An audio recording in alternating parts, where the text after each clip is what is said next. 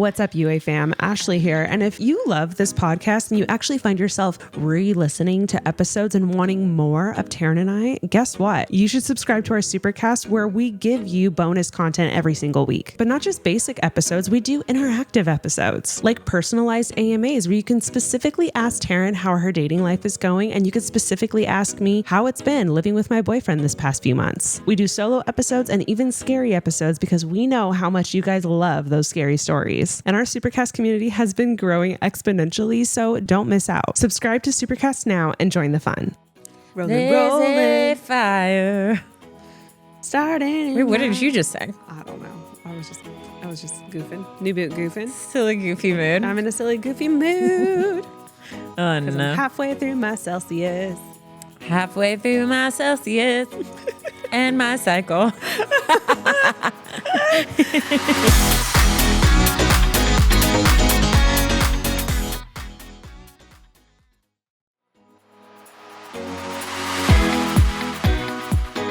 Welcome back to Unsolicited Advice. Welcome back. I feel like we haven't done like an actual like welcome back. This is Unsolicited Advice in a long time.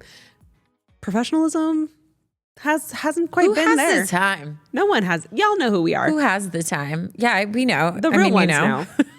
Hello? I mean, I know. Do you know? Kind of sometimes. Sometimes even I'm not sure what we're doing here. Speaking of cycles, I had the funniest, sorry. Yeah, let's go into that. Both of my sister-in-laws and me were like talking, and Ryan was in the room, my brother. Mm-hmm. And me and Vanessa are now on the same cycle. Mm-hmm. And so I made a comment. We were like both talking about it, and Ryan was just like, ew. And then we were like, ugh, I was like, dude, you need to stop hanging out with me so much. And then he was like, what does that have to do with it? And so we were telling him how like literally like you could be on totally different times of the month that you usually start. But if you're like around another female long enough, like you start to sync up, and it like he Cycle was sisters. blown away by it. And it was so funny because like when I'm talking about it, I'm like, this is freaking crazy. No, it is. It's weird. It's very, it's one of those moments where you're like, us in the animal kingdom, we're not too far off. We're not. When you talk about like that kind of like pheromone, like actually changing your cycle. No, crazy. it's wild. Or like the fact that you like release a scent. Yeah. That like attracts other men at certain times. That's another one when you're like, nature. This is where like certain things like this, I'm like, how can you believe like there isn't like a God that like intentionally made us this way? Because it's like, it's so specific that it doesn't make sense any other way to me. Anyways, yeah, like when your body is ready to like procreate, it releases a scent that attracts a male to like what? That's wild. I also heard, and I would love to say I read an article, but I'm pretty sure it was this doctor on TikTok. That was like, oh, once you've started your period and you're annoyed by everything he does, it's not actually like your choice. Like your body's actually angry at the fact that he didn't get you pregnant. What? And that's what the girl said on TikTok. Again, facts. Don't know, but she said it on TikTok, and the way she said it, I was like, that makes sense. She was like, your body is currently shedding because it didn't get pregnant, and that's why you're annoyed with everything he does, because your body is like, oh, he didn't do his job, essentially. I'm dead. Again, another moment of just being like, whoa. That's crazy. Dude. Whoa. That's crazy. Like, listen, anyways, it's not my fault that you're being so annoying today. For our 10% male audience, sorry to bash you. Sorry about it, but you should also know these things. It's science. How you doing, Ash? Hi, Taran. Hi. I'm great. Very excited. It's officially December. This is the first year I'm not doing. It's my birth month. Mm-hmm. I'm about to turn 35, which is crazy. That is crazy. I'm almost in a year. I'll be closer to 40 than I am 30, which is just weird. Oof. Weird. So weird to think about. So yeah, birthday month. We already got the tree going. This is my first year not doing vlogmas, and I feel so weird about it. I bet. I'm like, what am I doing? What's my purpose? Like, am I still vlogging? Yes, I'm still vlogging, but it's just not what it was. And I think it actually kind of made me sad. And no, I could see that. So weird, because I was like, oh, I guess this is like the first time in something like 7 years that I haven't done vlogmas, which is crazy. I feel like vlogmas is like the bane of your existence, but then once you accomplish it, you feel so accomplished. Good. And the check doesn't hurt. So it's like, And it's you just would one of do those it things too. that I always put myself through because one, it just made the holidays feel even more exciting. And then two, like I always struggled with uploading consistently. So Vlogmas always kept me going. And then it was like really nice because if you're in socials whatsoever, Q1 like is always a little slower than Q4. So it was like nice to kind of like have an extra padding in my savings for Q1. So yeah, a lot of thought went into me not doing this, and I just feel so weird about it. Yeah. If you are a subscriber, I'm still going to be vlogging. I'm going to be doing twice a week. It's just not going to be every day. Yeah. Which still feels right. Like I still like agree like every day was just excessive. It's a lot. And it's a lot of like forced content, which is like exhausting. Yeah, like I love the Christmas content, and maybe that's what I was sad about, which is so silly because I can still do all my normal stuff. But It's I would just be not like a set agenda of like and I every found day. myself the last like 2 years really filming stuff that I wasn't necessarily proud of or wasn't actually excited about. And that's where I felt like I hated that. No, for sure. That makes So sense. it's the first Christmas in a long time that I haven't done Vlogmas, and it feels weird, but also good. Yeah. So that's where Love I've that. landed. Love that. How are you, Taran? I'm great. I'm thriving. Life is good. Oh, I went to, I think I don't know if I've talked about it on here before, but basically like my family, I grew up going to the races specifically around Thanksgiving. Like we used to like literally spend Thanksgiving like in a box at the race and like have turkey dinner, like watching the races. Cause my family owns a company that like makes engine. Anyways, long story, but this is my second year that I've gone out to Ventura. They have like the turkey nights race. And so I went with my family and it was so much fun. And it was like so dramatic this year. And it was like kind of the best. So this one race, this guy flipped his car, like he crashed. And I actually caught it on film because I was trying to get a cute little aesthetic video. And then I was like, because there was like a car like flying in it.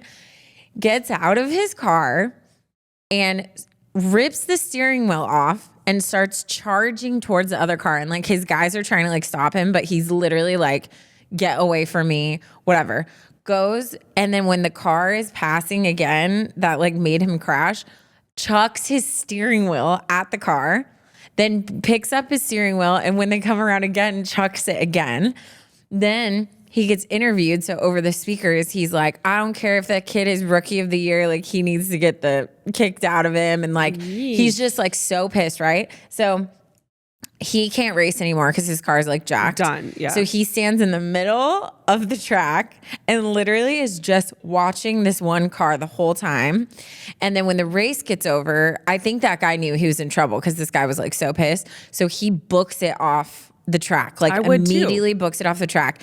A psychopath is the racer in the middle of the track sprints through race, like freaking cars driving. He sprints across the track, hops over a fence and starts sprinting towards like the pit. And then all of a sudden over the loudspeakers, you just hear security. Can we get security at the pit right away? Security. And a huge brawl breaks out between like these two teams and all their guys, all because like this guy like made this guy crash on like the final race and he was like pissed about it. It was so entertaining, so wild. Why wasn't that on ESPN? I'm like, this the used to be NASCAR races that Jackson has had me watch. I'm like, I'm bored. It's the last lap that's important, right? Like I don't care about the, or the last three, I guess. Wild. Put that on. So dramatic. Another guy crashed, got out of his car, stood on top of his car and just flipped off with both hands the driver that like caused him to crash again. Okay, what kind of? It was wild. This is like some like street fight. Yeah, they're called midget race cars. It's like a specific model of car. They're kind of like these like, I don't know how to describe it, but it's not a very popular branch of racing, I would say, but it's so much fun. Never heard of it. Yeah, it's so much fun. But anyway, so that's my recent thing that happened in life, and it was fun. a blast. Did you know that one of the biggest mass murderings of all time happened at a car race? No. Back in the day, they didn't have fences, and a car crashed and blew into pieces, and pieces literally decapitated people in the stands. And that is why they now have fences. Thank God for the fences. I did get hit by a rock. Yikes. Yeah. I was just filming, and then all of a sudden the rock like hit my hand so hard, and I was like, ow. And I was up high too.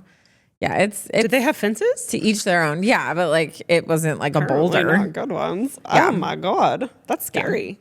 It was fun though. But anyways, I'm excited to be here with you for a second episode of the day. All right, without further ado, Let's get get started, into shall it. we? Let's read today's Tearing It Up. This one is titled, or you know what? I changed my mind. I'm You're not not gonna going say to it? say the title. Let's just dive right in. Hi, do it. Ash and Taran. I just wanted to say I absolutely love this podcast and have binged it from the beginning. I am a committed listener. Let's get on with my Tearing It Up. Love that. It had been a brutal day at work. I had work, school, assignments, and meetings that all piled up on top of each other. I was exhausted and mentally drained, and all I wanted to do was take a quick, refreshing shower to wash away the day's stress. I figured I'd rinse off and then relax for a bit, maybe grab some dinner or watch something to unwind. So I hopped in the shower, letting the hot water hit my back and ease the tension in my muscles. But as I stood there, scrubbing away the stress, I couldn't shake this feeling that something was off. I paused for a second, scanning the chaos in my head, and that's when it hit me, like a bucket of ice water. The Zoom interview. It was supposed to be happening right now. I had an interview with my dream accounting firm, the one I'd been hoping to land for months.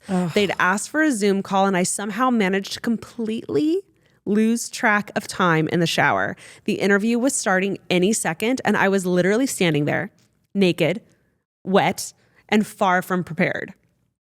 I panicked. What do I do? Without thinking, I jumped out of the shower, leaving the water running full blast in the background. My mind raced as I fumbled around the bathroom, trying to figure out how I could salvage this.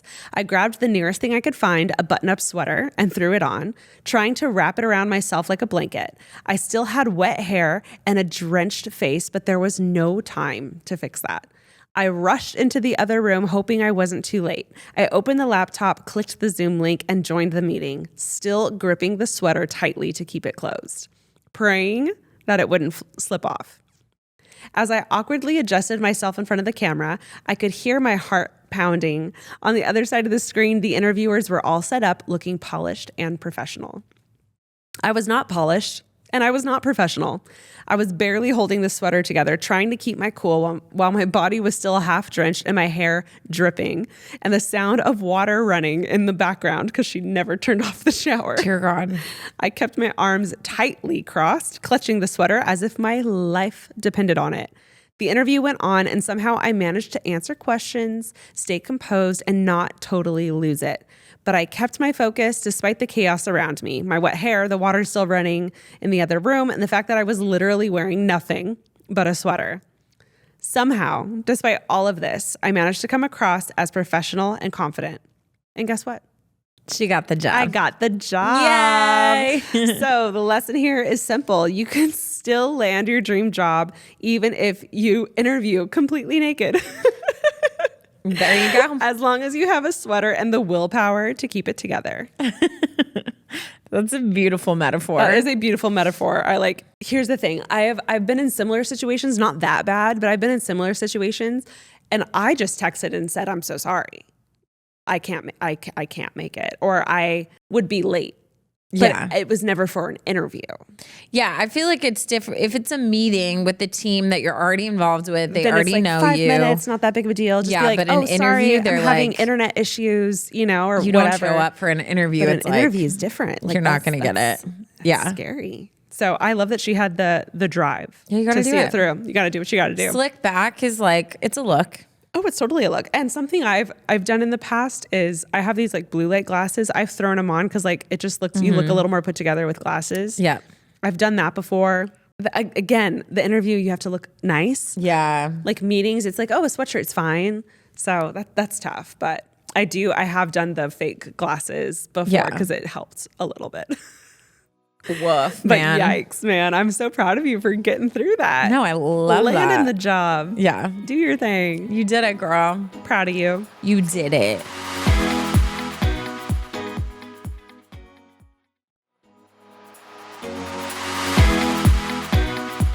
Okay, well, should we jump in? Yeah, Let's. This one is titled, Is It Just Me or Is This Just Life in Your Late 20s and Up? Oh, there's a huge chance that that's the case. It's for sure the case. Yeah, 1000%. Hi, Taran and Ashley. I'd prefer to stay anonymous, but my name is. I've been enjoying your podcast this past year and love hearing your insights and thoughts. Wondering if you have any thoughts on my situation. Probably. I have all the thoughts that you could ever need. So, yeah.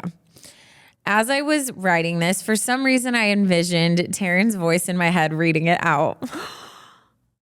It was meant to be you. It's me. It was meant to be you. It's me, Taran, and I'm reading your story. I'm in my late 20s. I'm an allied healthcare professional full-time with kids, and I'm in a relationship. My boyfriend and I don't live together yet, but we plan to soon.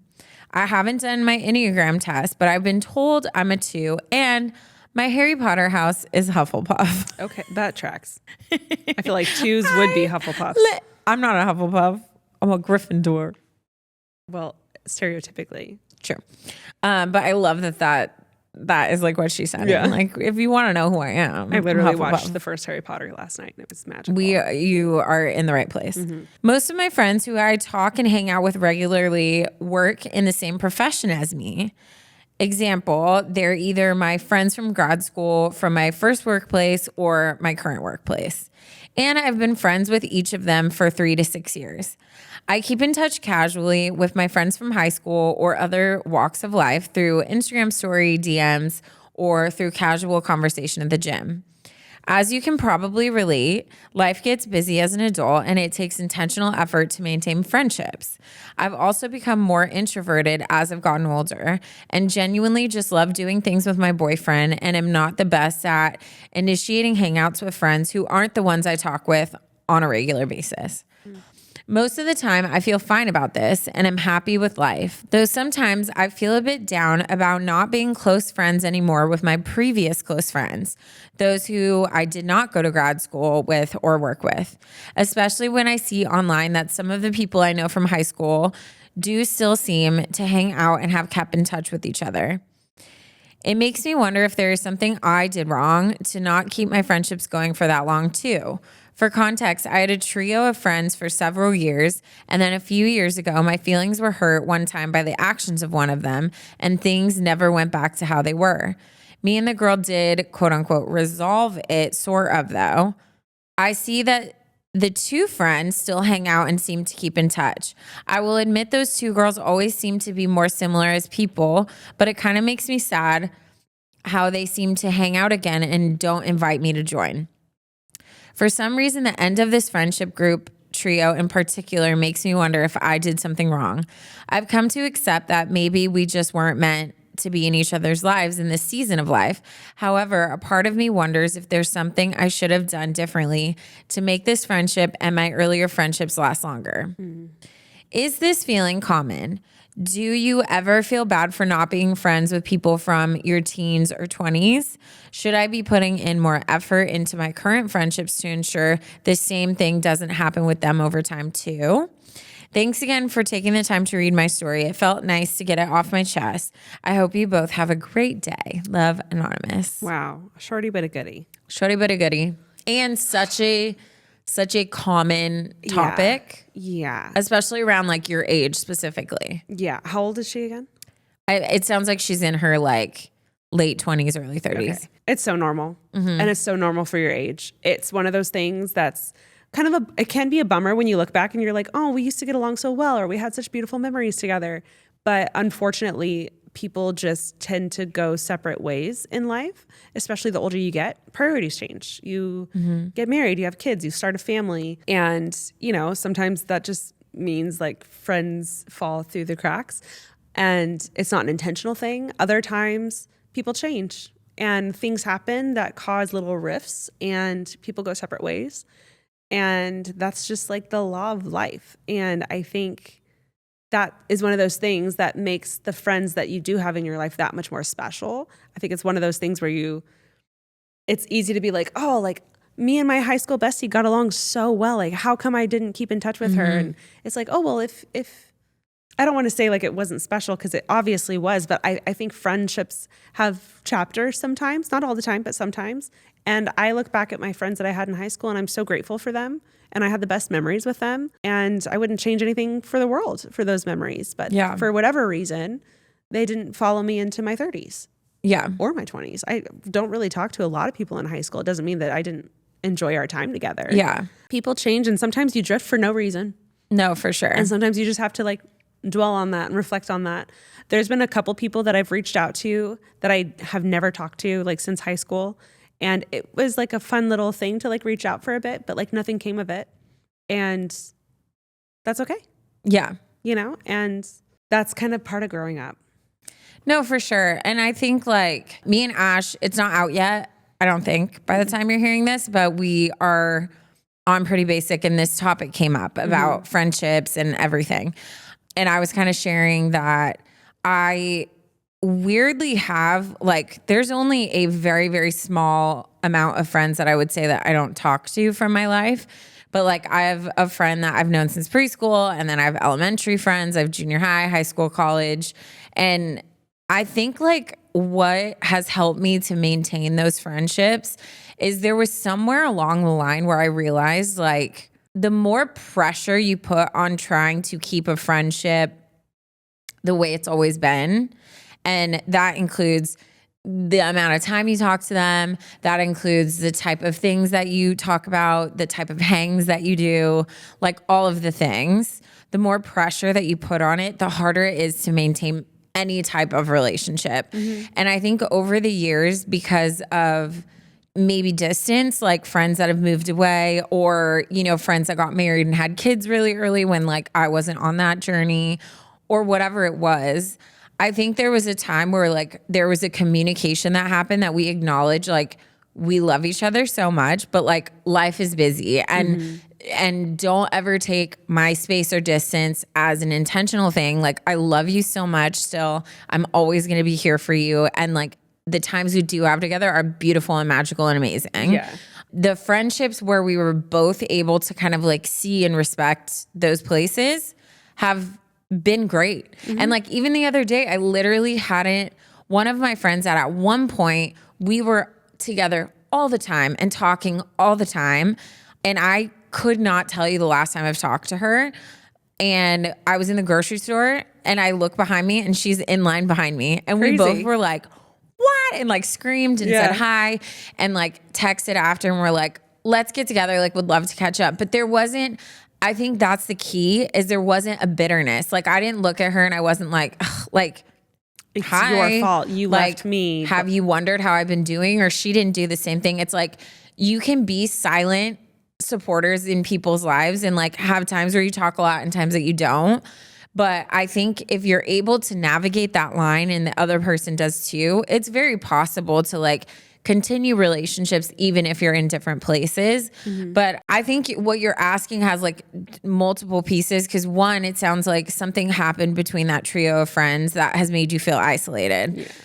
I think part of it is that you're just going to have to like kind of come to your own closure of like, it's not the same anymore. And just because they still hang out, that doesn't diminish like what Ash was saying, like what you had with them. Yeah. But I think that the older you get, the smaller your capacity is to function just in life in general. And you have to be intentional about who you give your time, energy, and space to. And that doesn't, like I say, diminish the other friendships. You can still have beautiful relationships where like if you see him, you see him. If you don't, you don't. But I don't think I think when you get so stuck on trying to grasp and hold on to the past in anything in life in general, it makes it really hard to like enjoy what you have and to not feel like you're missing something. Yeah, I agree. And I agree with what Taran said. I think putting pressure on it just makes things worse. Yeah. Because at the end of the day, once all your friends, even if you're the single one, once all your friends start having kids, guess what? They're going to talk about their kids. Mm-hmm. You can't be mad at them. No. Because you're not talking about boys and drama and, you know, all that stuff anymore. Like that's their new chapter of life and they should be allowed to talk about that. And when you get married one day, going from single to married, guess what? Like a lot of what you talk about is going to be all about like marriage and marriage problems and marriage bliss and like all of this stuff because that's the chapter you're in. Yeah. And when you hit retirement, the conversation's going to change then too. And the way you hang out with your friends is going to change then too. And what's crazy is I just had this talk with my mom. I feel like I've been bringing her up a lot in like every episode. She loves it. Yeah. She's in the retired chapter of life. And she was complaining of like 6 months ago about like, I feel like I don't get out anymore. And I want to like, I'm not as social as I used to be. And so she went and she got social. And she made new friends. She reconnected with old friends. And the other day I was talking to her and she was like, I need a break, you know? And she's just, I just want to be home. Like, I don't want to go out. I don't want to talk to anyone. I just want to be home. And it's okay for those seasons to change. And guess what? When you're, you know, late 20s, early 30s, or in your 60s, pushing 70, like nothing's going to change. You're literally going to look at your social circle and be like, oh, I wish I was more social and I wish I had more friends. And then cut to a day later and you're like, oh, I'm sick of it. Like, I just want to be home. I don't want to talk to anybody. And it's okay. And I think the thing with growing up is realizing that you just got to go with the flow. For sure. And like if you're feeling social and you want to go out dancing with the girls, then do it. Yeah. Plan it. Call the girls up. Put on your dresses. Like go out and have fun. And if you want to be a homebody, be a homebody. Yeah. And there shouldn't be any pressure to have like the same circle of people to be just as social as you were when you were in your early 20s versus your late 20s. There's no rule. Everything's great. For sure. Like, go with the flow, follow your heart, do what feels best to you. Don't assign like a personal motive to everything. Like if you are missing a friend and you want to hang out and you've reached out like 3 times, but they've been busy, like don't assign this like, oh, well, they probably this, and this. Like we all have our stuff like in our capacity that we're able to do. And like one day it's going to work out where your schedules are going to align and you see each other and then enjoy that time and like love it. And I think it's like sometimes we get so wrapped into seeing like, oh, so you had time to hang out with so-and-so, but like I've texted you and you haven't. It's just like, I think once you get to a certain age and a certain level of maturity, it's like you stop assigning motive and focus on what you can focus on. And if you're like, okay, I have reached out like 7 times and they haven't hung out, then like maybe I'm going to chill on the invites and like focus on the friends that are around, but don't take it as this big, heavy, like that means we're not friends anymore. And that means like, I think as much as you can just strip expectation and like resentment, it makes it really easy to have those relationships that are very seasonal. Totally. You know what I mean? And the way I just said that you're allowed to be in a season of socialness or a season of at-homeness, they are too. Yeah. And just because your seasons don't line up doesn't mean that they don't love you. Absolutely. And it doesn't mean that they're mad at you or that you're not friends anymore. Absolutely. It simply means that it didn't line up. Yeah. And that's okay. Yep. And sometimes even Taran, like when she moved to Orange County, like I at a moment we were just like, wow, like we only see each other for the podcast. Yep.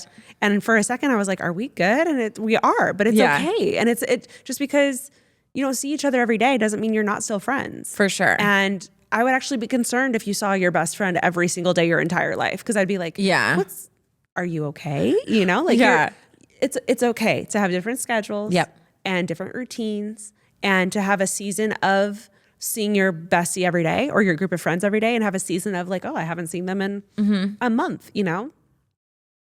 There's no right or wrong way is what I'm saying. And if the chapters line up, awesome. If they don't, it's okay. They will again soon. Yeah. But it's very normal what you're going through, especially at that age. Yeah. So take solace in that and know that like, it's gonna even out. You're going to find your thing. But I think realizing that everyone is so focused on their own life and it's not personal. So your friends that are making you feel left out, like they're not thinking about you. So like, don't put so much time thinking about like, what are they thinking about me? Or is this like, they're mad at me? Like, nah, everybody's focused on their own stuff. So just like take the pressure off, the expectation off and like find your groove and focus. It's okay to focus on your new friends. Like that's okay. 100%. Yeah. I encourage it. We encourage it.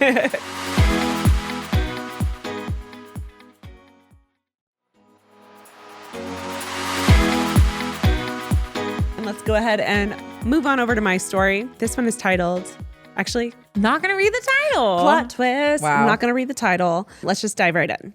This one's kind of long, so get comfy. Hey, Taran and Ash. First of all, I want to say I love your podcast so much, and listening to your advice every Monday and Thursday has brought me so much joy each week.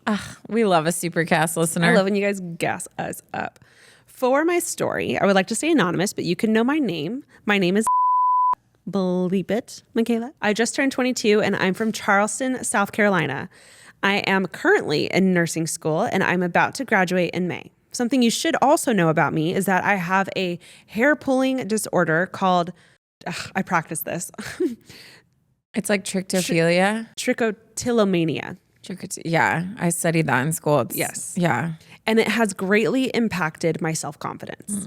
It has gotten to the point where I can't wear my hair down because of how thin my hair is. Because of this, I have purposefully avoided dating for a long time because I felt ugly and unworthy of love. I have always had a terrible view of myself, and looking back, I think that is part of the reason why I've stayed so loyal to this man for as long as I did, despite all of the red flags. For the purpose of this story, I will call my ex-boyfriend John in order to keep his privacy, even though he doesn't deserve it. She adds in parentheses. No, he don't. No, girl. he does not. Back in February of this year, I matched with John on Hinge, and we quickly hit it off. At the time, I was only 21, and his profile said he was 26. I've never been interested in men that are much older than me, but I decided to give him a chance since he seemed really nice and sincere at the time. John also happens to be a psychiatrist, and he worked at a well-known hospital in my college town. John was the first man in my life to make me feel beautiful despite how thin my hair looked. He always told me how much he loved my hair, and I felt like someone finally saw me for who I am. Within the first 2 weeks after our first date, we both agreed to delete our Hinge accounts and make it official. I know how crazy this sounds, but at the time, I was so excited to finally have a boyfriend who understood my disorder. Before I met John in person, he would constantly tell me how beautiful and perfect I was for him. Soon after we officially became a couple, he would frequently say that he wanted to marry me and would ask when he could propose, even though he barely knew me at the time. As this was happening, I thought that it was a little odd that he was saying all of these things so early on in our relationship, but I would always ignore my intuition because it felt nice being told that I was beautiful all the time. Yeah. In parentheses, she put red flag. After a month into our relationship, John persistently told me things that made me feel uncomfortable. For example, I have an IUD as a form of birth control, and he would tell me at least 2 to 3 times a week that he wanted me to remove my IUD so that one day we could get pregnant and we could have a daughter that looked just like me. Every time he would say this, I would feel this pit in my stomach because deep down, I knew that wasn't normal. But I tried to ignore it because I cared about him. After 3 months of dating John, I started to see him less and less because he was in his second year of residency and often worked long hours during the week. Although I know that this wasn't his fault, I felt it in my gut that there were times when he would make up excuses to not see me. When I went home for summer break, he wouldn't let me visit him and always used work as an excuse for why he couldn't see me or call me. Even though it hurt, I felt guilty for being frustrated with him because he had no control over his schedule as a resident. John would never let me come over to his place because he, quote, had a weird roommate who didn't like having guests over, even though I was his girlfriend. John also made excuses every time I'd asked to meet his family, but yet he was so adamant about wanting to marry me. As you can see, there were multiple red flags that I ignored about this man, but I didn't want to leave him because he made me feel so special. Fast forward to September of this year. My friend, we will name her Sarah, called me one day and said that John, my boyfriend, matched with her on Hinge that morning at 9 a.m. while he was at work. Oh. This is, dude, here's the thing. Guys think they're so stealthy because they're like, well, I'm just not going to go around her friends, meet her fam. Bruh, the way that every one of my friends has my man's face memorized and they've never met him. Like, that's what blows my mind. You don't think we tell them everything? Bruh, come on. Are you new here? It's just, something didn't click for him. Something. Like, what? I just threw my phone at the microphone and then it hit my face. I'm so sorry. I'm just that flabbergasted. It's crazy. It's crazy. I'm like, do men talk? I need to ask Jackson. Do men talk about stuff They're like that? so dumb sometimes. I'm sorry, but that's dumb behavior. That is crazy. Anyways, at 9 a.m., he matched with her friend. Also, who's on the apps at 9 a.m.? I mean, yikes. Morning coffee and scroll. That's my actual nightmare. That's the worst way to start your day. Anyways, Sarah sent me all of the screenshots of his profile that he claimed he deleted back in February when we started dating. Remember when they became official? Yeah, and I bet you anything this guy was the one that said we should delete our dating apps. Oh my God, I hate him. I immediately texted John, sending him all of the screenshots as proof. After I confronted John, he denied that was him, saying his email and social security number got leaked on the dark web. Okay, wait. It's so what bad. dating app is using your social security number? First of all, it'd be great if they did because there'd be a lot less catfishing. Yeah, John would be off the web. John would not be on the web, first of all. But what a dummy. Dude, this guy is dumb. Stupid. I'm done with him. I cannot. Not my socials on the dark web. The dark web. Basically, he claimed that a hacker logged into his account, matched with my friend, and left a comment saying that he, quote, loves to cook and would make whatever she wanted. Okay, make it make sense. Pathetic. Looking back, I wish I didn't send him the screenshots of the comment he left that morning because he later messaged Sarah on Hinge and asked, quote, if he could send her some links and then tried to look like he was a scam by like sending a bunch of links. Yeah, so dumb. I guess he was trying to make his lie believable and he proceeded to tell me to make sure my friend doesn't send the hacker any money, even though it was him. LOL. After arguing over the phone for 3 days about his fake hacker, I broke up with him and told him not to contact me anymore. I would have rather talked to him in person, but of course he was busy at work. I was heartbroken after breaking up with him because I lost the one man that made me feel so beautiful. Even though he lied to me, I really didn't want to break up with him, but I knew that I could never trust him if I stayed with him. Atta girl. Proud of you. It has been 2 months since John and I broke up, and I am still trying to heal from this messy situation. A week prior to writing this email, Sarah and I randomly decided to ask one of our friends to look up John on Ancestry.com just for fun. Our friend recently got a membership for this website because it allows you to look up people as long as you know their full name and date of birth. A few days later, our friend sent us pictures of John's information that she found on the website. And the funny thing is, all of his personal information matched what the website had documented, except the year he was born. In disbelief, I found out that my ex-boyfriend was actually 30 years old, not 26. The whole time we were dating, he lied about his age, and I was dating a man that was 9 years older than me without even knowing it. I didn't even think to question him about his age because why would someone lie about their age for that long? To make the situation even worse, I was assigned to have a clinical rotation at the same hospital that John works at this semester. Every Thursday during my lunch break, John sits at the same cafeteria table next to me with other physicians in his residency program. But he rarely looks at me and pretends that I don't exist. Honestly, good.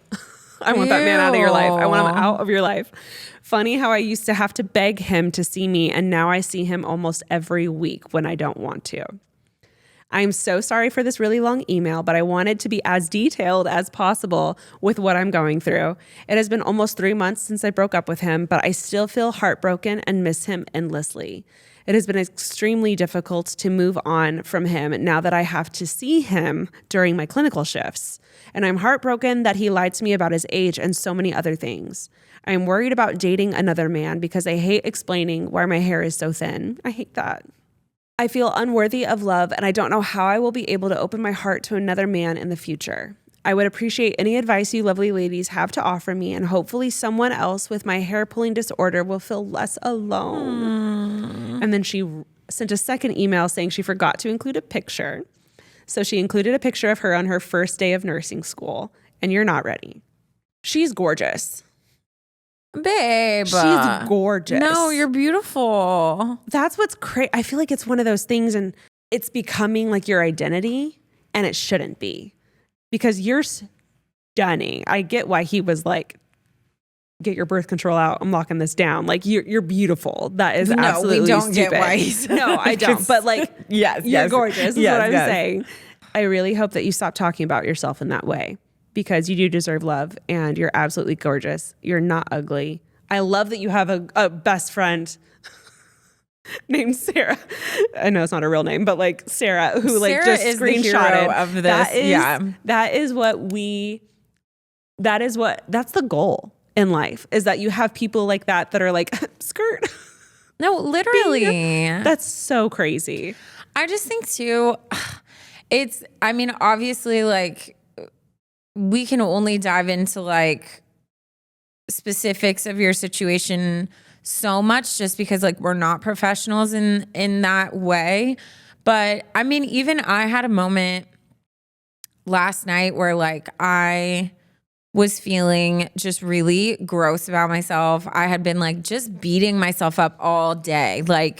And like I went over to like mystery guy's house, and it was to the point where I almost didn't go because I was just like so self-conscious of myself in that day.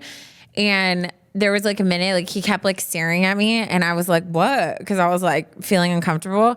And he was just like, you're so fine. And I was like, I literally almost started crying. And I like looked at him and I was just like, you have no idea like how much like that meant to me. But it was like a moment where it took me out of like my own head. And I realized like the power that like this scenario, my reality was in my head, and how much time I had focused on this when like it doesn't really matter. And not that I need a man's validation or like a friend's validation or anything. But it's nice. And it also like helps to stabilize you.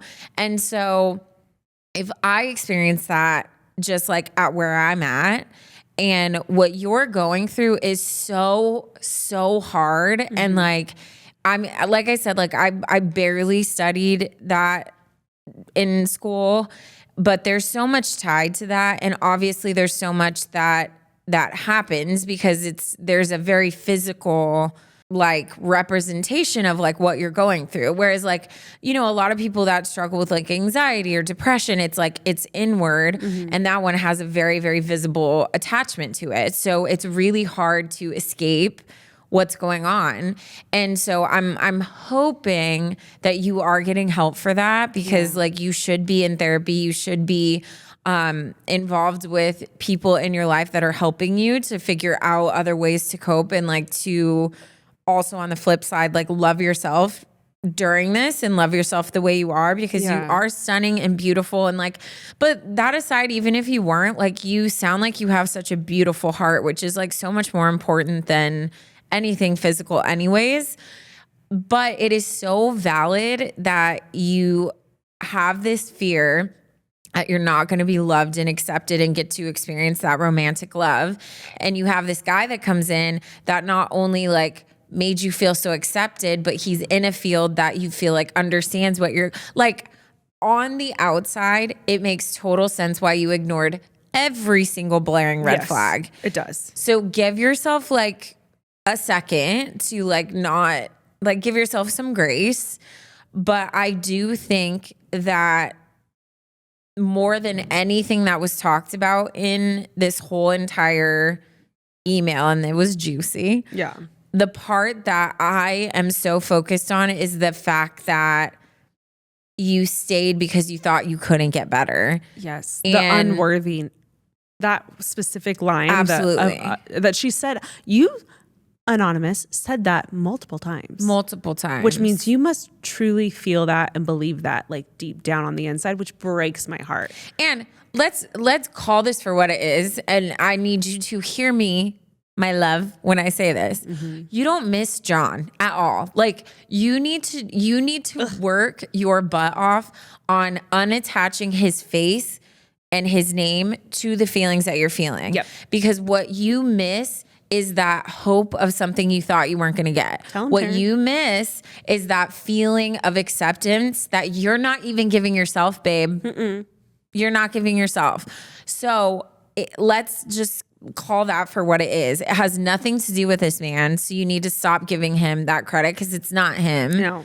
No, he's trash. He's actual garbage. Actual trash. And I bet the next time you see him, like once you start to detach this, you're going to be like, oh my God, has he always had a snaggletooth? Why did I think he was like, wait, so why beautiful? Is he so short? Like all of these things are going to start popping out and you're going to be like, wow, he's not that amazing. Even if he's straight up Chris Hemsworth beautiful, he's ugly on the inside. Yeah. And that should start to show through in your eyes once you take him off the pedestal. So I think there's a lot of self-work that needs to happen. And your future includes someone who loves and accepts you. So like, let's get that out of the way. That's not a fear you need to have because it will include that. But the thing that needs to happen first is you need to love and accept yourself. And until you do that, you're going to accept anything. That was literally the road I was going to take. I was going to say, I feel like I've said this on the podcast before, but like if you don't love yourself, how can you expect someone to show you the love that you're looking for or that you think, you don't deserve? Because if you think you deserve the literal like lowest of the low, then I feel like statistically, like that's what you're going to get because you're open to it. Yep. When no. We're setting the bar so freaking high because that is what we deserve. So when all these low, ill John people, bleh, bleh, when he comes up and like tries to shoot a shot, you're going to be like, no. Sorry, no. Yeah. No, I don't have time for you because you don't meet the requirement because I deserve the best. And that's when those people that are high up there, that have that bar set high, that can meet those requirements, that's when you start giving yourself a shot to be with them because you never considered them before. When like, you don't know, like someone could literally walk into your residency program tomorrow and look like an absolute Greek god and like come down from the heavens on a cloud and look at you and think you're beautiful and like shoot his shot. Like it's one of those things when you're just like, when you let yourself be open, you never know who's going to come your way. Yeah. But if you're walking around with closed doors thinking you deserve these vermin, John, then that's what's going to come. Yep. We deserve the best and we're keeping our bar up high because that's the only people allowed to come shoot their shot. Yeah. And it's crazy. Like I am so convinced that like a real man is not going to be focused on like physical things. They're not good. All of the things that I think as a woman, I was so scared of being with a guy because I was like, one of the things that I really struggle with insecurity wise is like after losing a lot of weight, like the cellulite on my legs is like more intense than it was before. And there would be times like I would just like stare in the mirror and just be so focused on it and like, how is anyone going to find this attractive? Or like, I'd be like, how do I get rid of it? Or I'd be like freaking out. And like the way that like this man that I'm talking to now makes me feel so beautiful and sexy, like 24/7. And it's not that I needed that, but I think it's like, there's something about when you start to shift and be like, my like the fact that I deserve everything is not attached to anything physically on my body. Like my size, my flaws, my scars, my makeup, whether I'm missing certain things or have extra of certain things, like nothing about my physical body negates whether I deserve or don't deserve things in life. Exactly. At all. Exactly. And when it comes down to a partner, that is the difference between a boy and a man. If a boy looks at you and is like, that cellulite on your legs, like, not into it. I don't want you as a person because of that. That is a boy. A man is not going to care about that because they're going to see through to like who you are as a person, and they're going to look at you and your body and everything that encompasses you and find it so desirable in what they want because they see you as a person, not a skin sack. You know what I mean? It's about your heart. Yeah, exactly. So I just feel like you're focusing on the wrong perspective. And that's because you have a lot of work to do on like how you feel about yourself. Yeah. And as soon as that changes, the world is going to open up in so many different ways. Yeah. And I think what's crazy is I think the older you get, the more you realize that you're the one drawing attention to your insecurity. You're the one who sees it. Like 90% of the time, they don't know. They don't notice. They don't care because that's not what they're, like Taran said, if they're a genuine human being, that's not what they care about. And like if you walk into a room and you're like holding your legs because you're embarrassed of your cellulite, where's everyone going to look? Yeah. You know, no, hold your head high. And if you, it's normal to have insecurities. And let it jiggle, baby. Let it jiggle. Let it jiggle, baby. If you baby. walk around like trying to hide yourself, then people are going to notice your insecurities. And I think that's something that comes with age, obviously, and growing up, but like learning that like, oh, okay, just because I'm insecure doesn't mean the whole world sees this zit that's on my nose, or doesn't mean the whole world notices how like horrible I did my makeup today, or that I gained weight, or, you know, fill in the blank. 90% of the time, most people don't notice, and you're the one that's making it more of a big deal. So I hope that I don't like the way you were talking about yourself. I hope that you get into therapy. I am envisioning some like words of affirmation while you look in the mirror and brush your hair, and someone to like kind of coach you through how to like view yourself in a better light because you're not giving yourself enough credit. And then I just hope that you cut off John. And I'm so excited, especially with therapy, for the next guy that comes into your life, whether he's the guy or not. Like, I'm just so excited for you to see the difference between what you thought was love and what real love looks like, because it's going to blow your mind. Bottom line, what you're struggling with right now is a part of you for now. And I'm speaking this with every like the depth of my soul. I fully believe like your victory and your freedom is coming. Absolutely. I don't think that this is going to be a part of your journey forever. I totally believe you're going to find healing and you're going to find like restoration in what you're going through. And I fully 1000% believe that. But for right now, it is a part of your story. And your person is going to understand or take the time to understand and accept that part of you. If you meet a man and he's thrown off by it, then he's not your person. And that's not a personal thing on either of you. No. He's just not your person. No. And sometimes that's better to make the for the decision to be made for you. Because it's like, oh, if you can't handle this, then you clearly can't be with me. Like cut by onto the next. No, for sure. So I think like over anything, separation of John and what he brought is a huge thing that needs to come. It's what everyone has to go through when they go through a breakup. Like I remember the exact moment where I realized, oh, I don't miss him. I don't want him.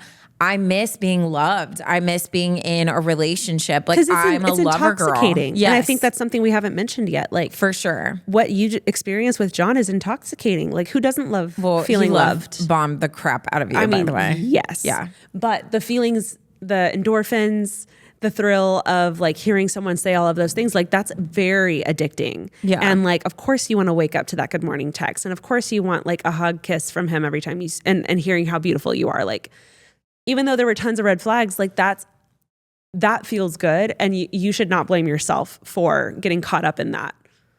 Anyone would. Yeah, no, absolutely.